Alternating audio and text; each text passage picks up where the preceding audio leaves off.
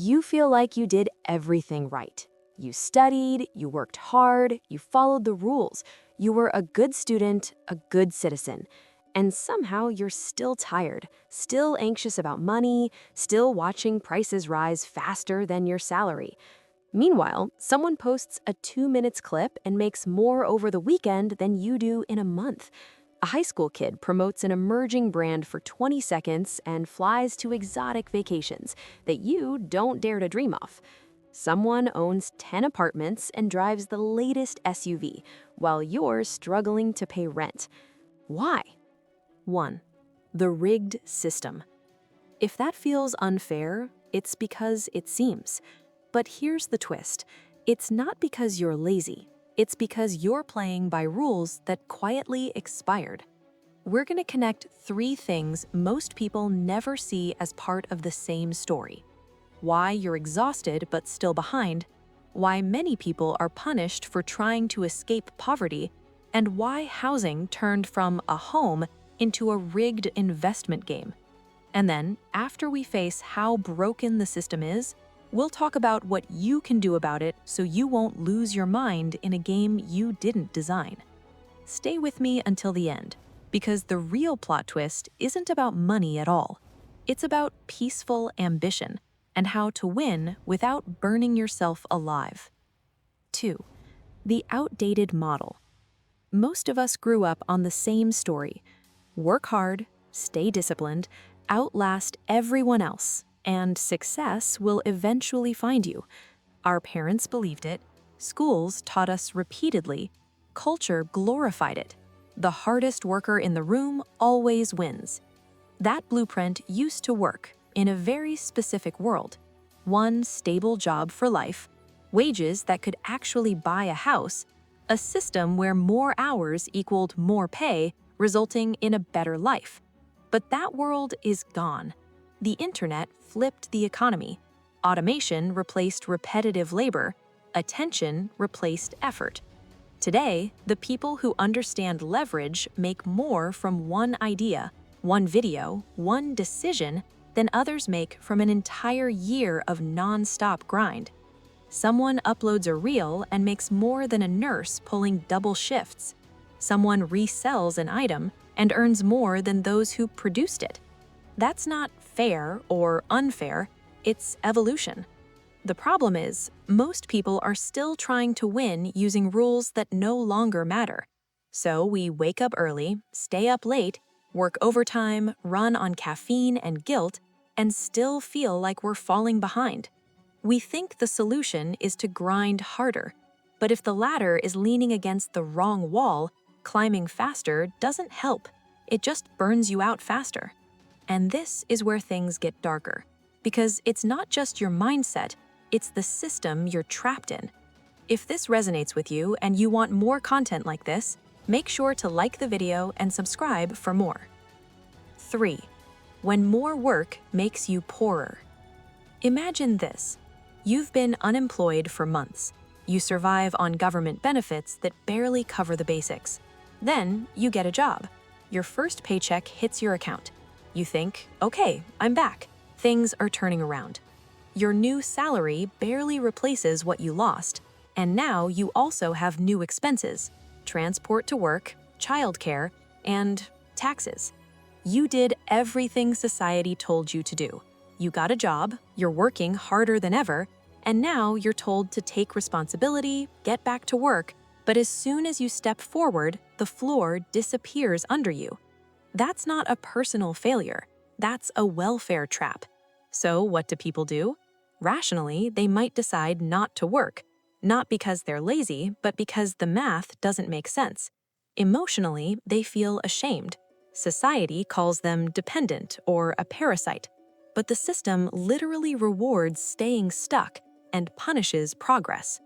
Hold on to that idea, because we're going to see the exact same pattern in the housing market, just wearing a different mask.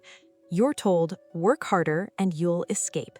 But structurally, the game is rigged to keep you running in place. That's not hustle, that's a treadmill. 4. When houses stopped being homes. Ask your parents or grandparents about their first home. You'll hear stories like, "We bought our first house for 2 to 3 times our yearly salary." One person working a regular job could support a family and a mortgage. For them, buying a house was just part of building a normal life, a place to live, raise a family, and feel stable. It wasn't a flex, it wasn't a financial strategy, it was just life. Fast forward to you. A normal house costs 5 to 6 times the median household income per year. In big cities, it can climb to 8 times or more. Even with 2 people working full-time, buying is a struggle. For many, even rent feels like a luxury. So what changed?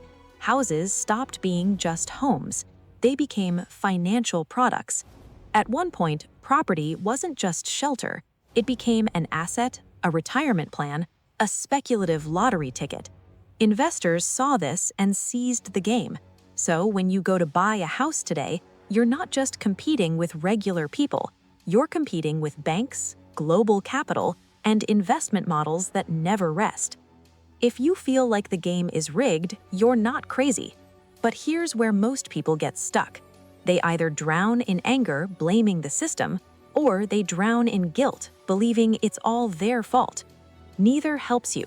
So the real question becomes, what can you do inside a system you don't control? Right now, we need to zoom in to a battlefield you can reclaim today. Your attention, your energy, and your definition of success. 5. The war for your focus. We used to think our biggest problem was time. I just need more hours in the day. But in this new world, the real battle isn't time. It's attention. Every app on your phone, every feed, every notification is fighting to control what you think about, what you desire, how you compare yourself. Not because they care about your dreams, but because your focus is their business model. You can work all day, scroll all night, and still feel empty and behind. It's not just exhaustion, it's fragmentation. Your body is in the present, but your mind is split between the person you think you should be, the lives you compare yourself to, and the fear of missing a chance to make it. And when your attention is scattered, your power breaks apart. Here's the harsh truth. You can't build a strong life with a weak, distracted mind. Focus is no longer just discipline, it's self-defense. It's saying, my energy is sacred. Not every notification deserves a reaction. Not every crisis is my crisis. Start small. Reclaim your mornings before the world invades them. Don't wake up and check who's ahead of you. Wake up and check who you're becoming. Remind yourself, I'm not falling behind. I'm learning to move intentionally. Because the system already wants your time, your money, your attention. If you also hand over your mind, there's nothing left to build with. And this is where the inner game begins. 6. The shift. The hardest work you'll ever do isn't working more hours. It's unlearning.